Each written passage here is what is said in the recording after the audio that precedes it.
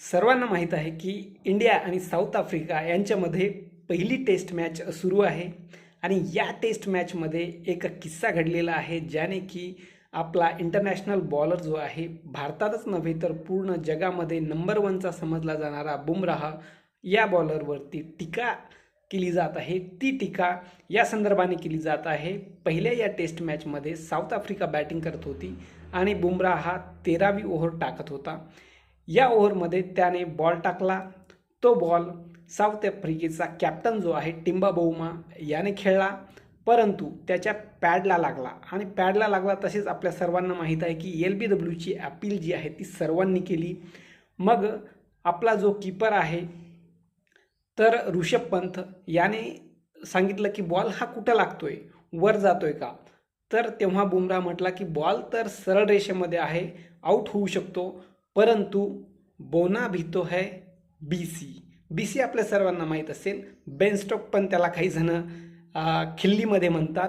तर अशा पद्धतीची बोना भीतो है BC बेन स्टोक, तर अशा पद्धतीची अर्वाच्य भाषा जी आहे ती स्टंप माईकने पकडलेली आहे आणि अशा पद्धतीने ऋषभ पंत असेल, बुमराह असेल यांनी टिंगलटवाळी केलेली आहे, जो की साऊथ आफ्रिकेचा कॅप्टन टिम्बा बौमा आहे याची।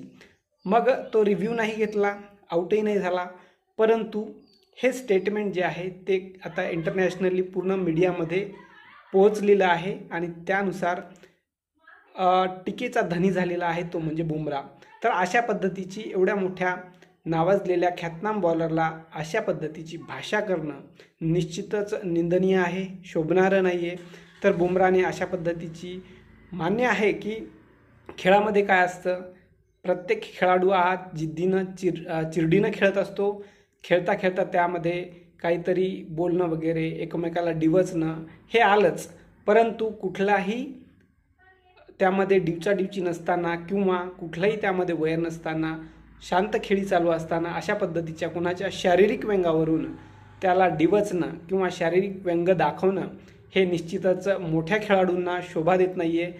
तर आपल्याला काय वाटतं या प्रकरणामध्ये निश्चितच बुमराहने माफी मागायला हवी की नाही, निश्चित आपण कमेंट करून सांगू शकता।